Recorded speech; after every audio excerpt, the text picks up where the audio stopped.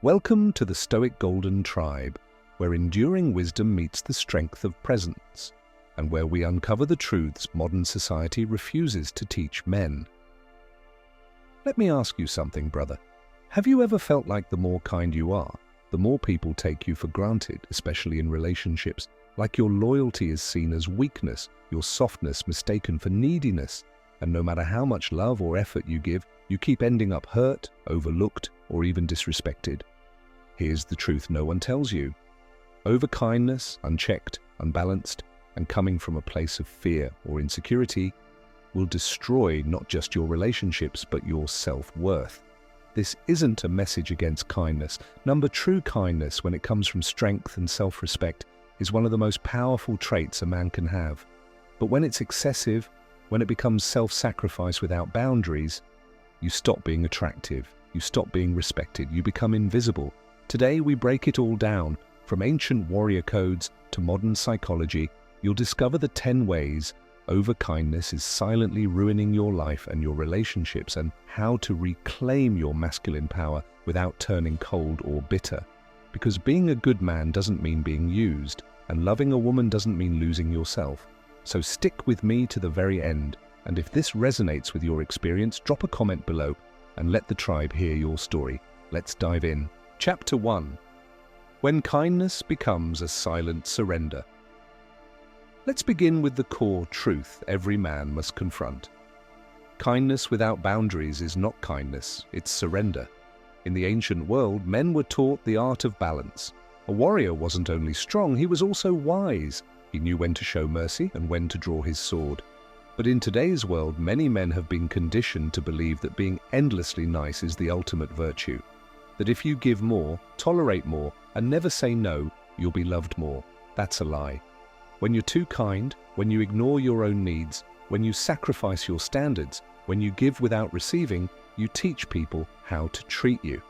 And the message you send is this: my time isn't valuable, my feelings don't matter, you come first, always. Now think about how this plays out in relationships. You always say yes, even when you're tired. You apologize even when you're not wrong, just to keep the peace. You plan dates, give gifts, show up, check in, care deeply. But she starts pulling away. Why? Because women are biologically wired to respect strength. And excessive kindness without strength looks like fear. In her subconscious mind, she begins to sense something is off. You're doing all the right things, being sweet, supportive, thoughtful. But she feels like you're hiding something. And she's right. You're hiding your truth.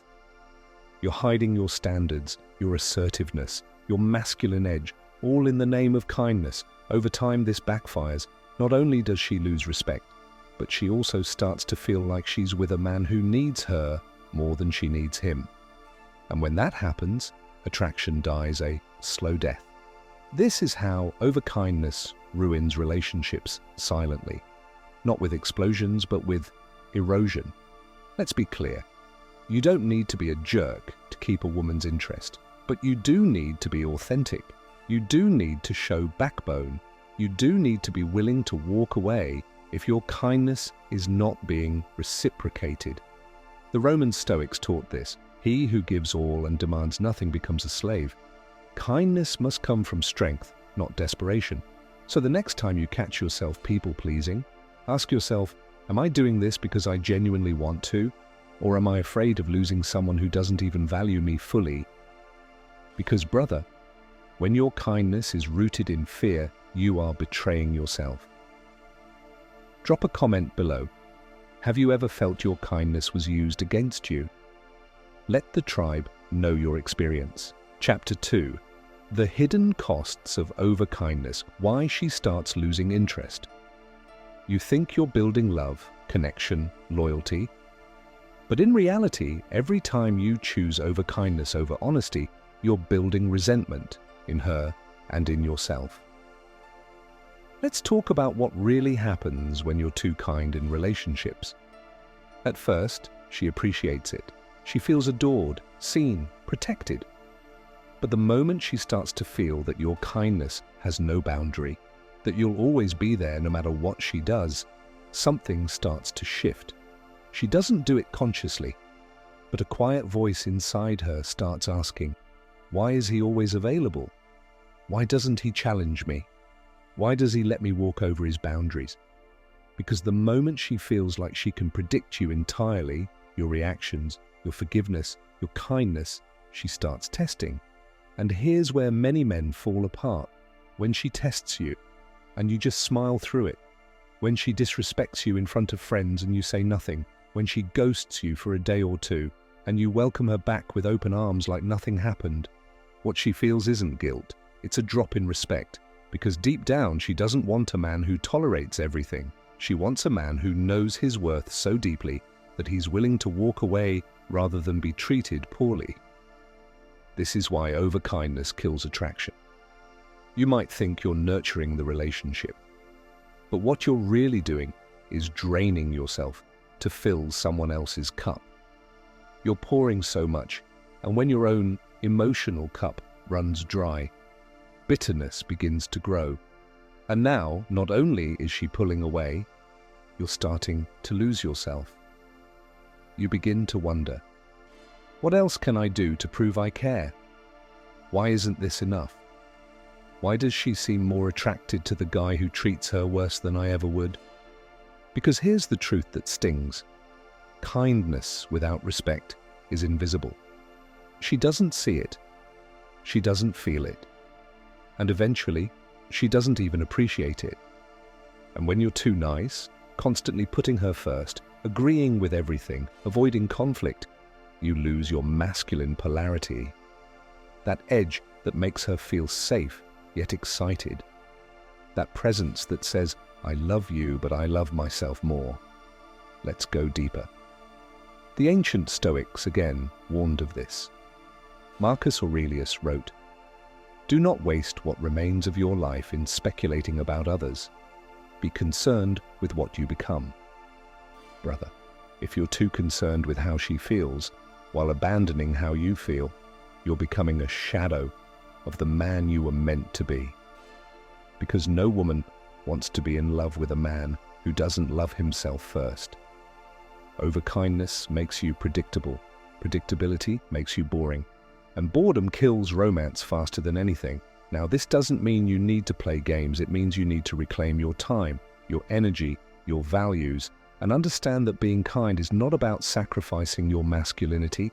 It's about choosing when and how you give, with intention and self-respect. Because a man who gives everything to win love ends up with nothing.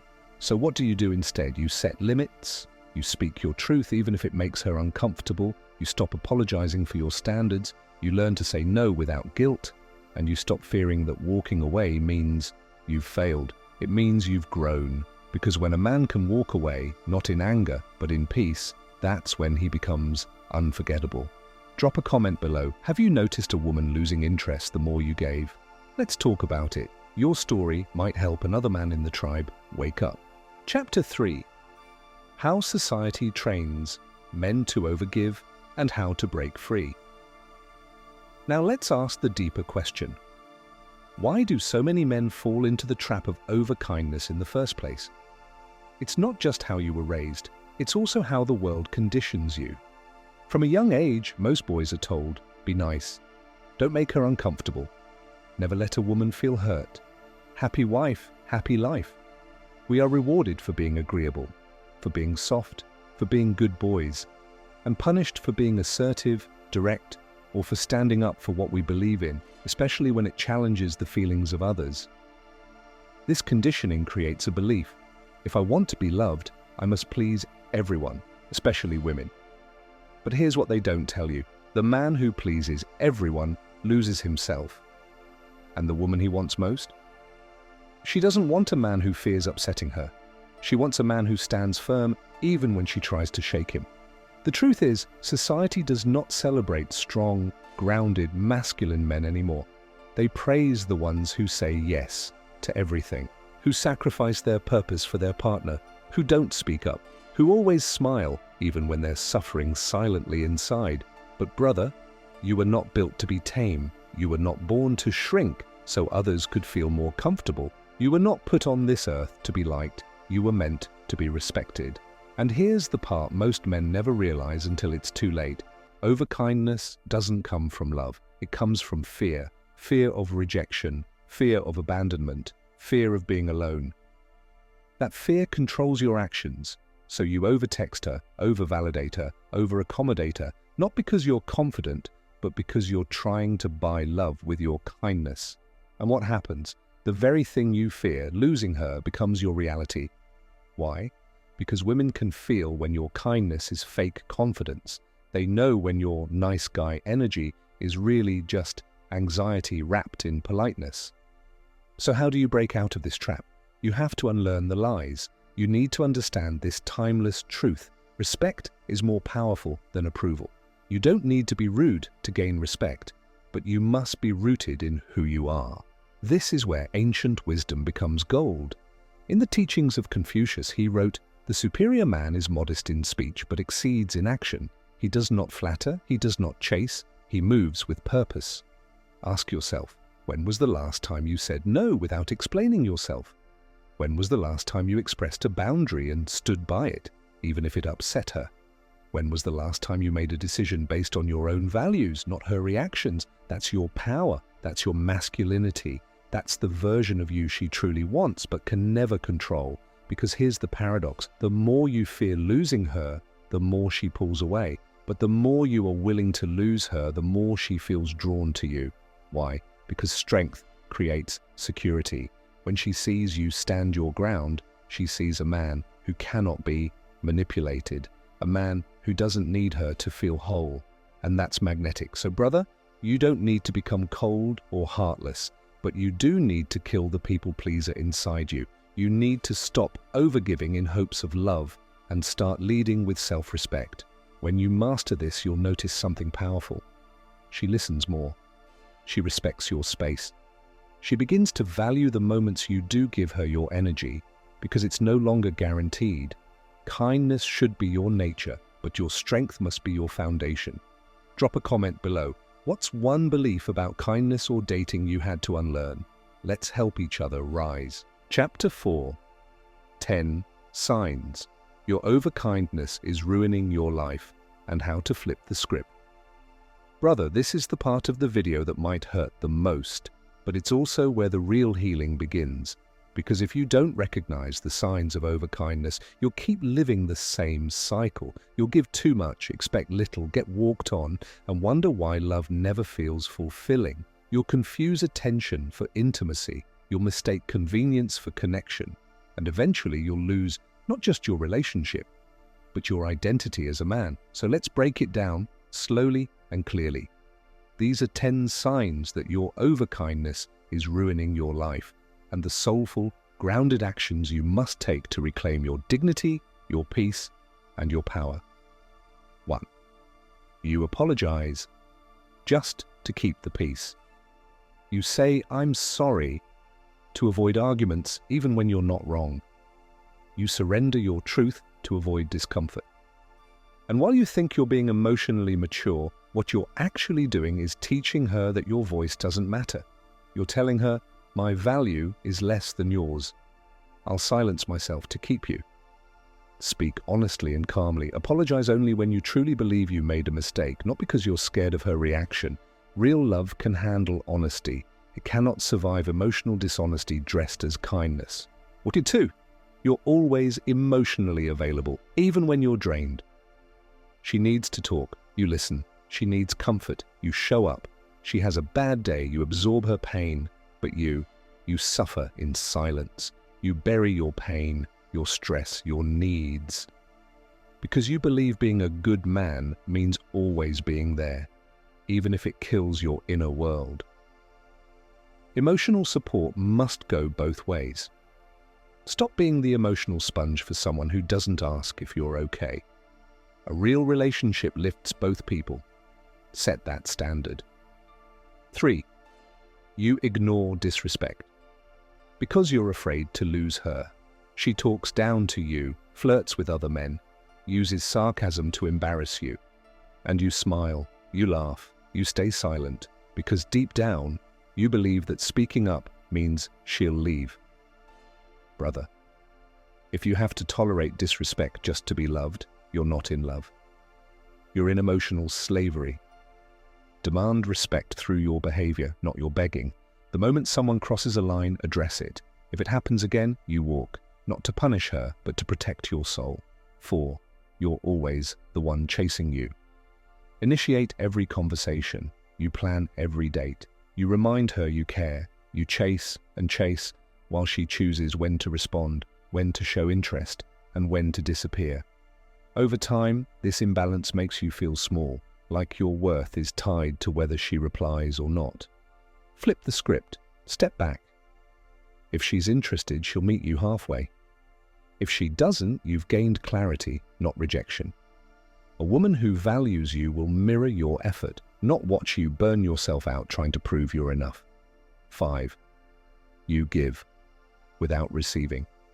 You give your time, your money, your attention, your loyalty without hesitation. But when you're down, when you need support, she's not there.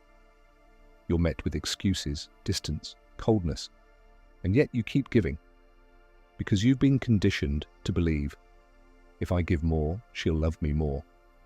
Love is not a charity. It's a mutual exchange of care. Set a standard.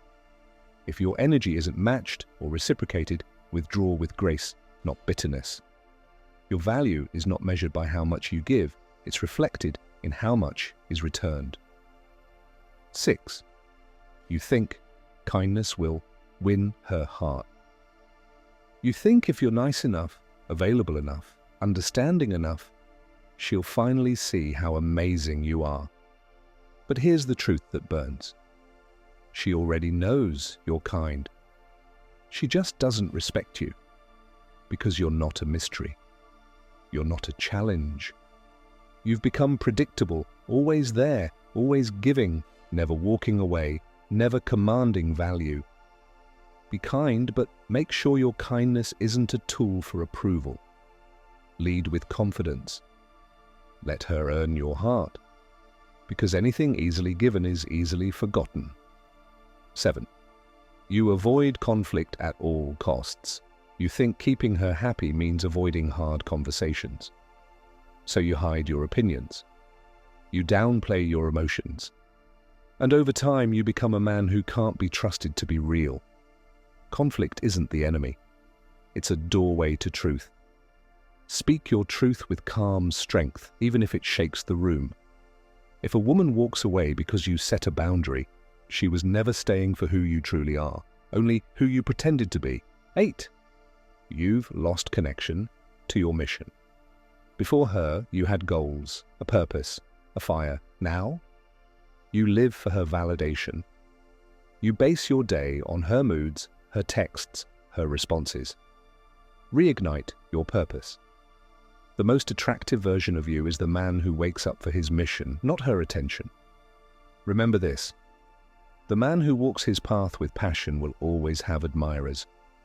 But the man who abandons his path to chase others ends up lost. 9. You are afraid of being alone. This is the root of it all. Your overkindness is driven by the terror of being abandoned, of sitting in silence, of feeling unchosen. So you overgive, over-explain, overcompensate, because you believe being alone means being unworthy. But brother, let me tell you this. Alone is where your power returns. Learn to be with yourself, to sit in silence, to master your emotions, because when you no longer fear solitude, you stop making weak choices just to avoid it.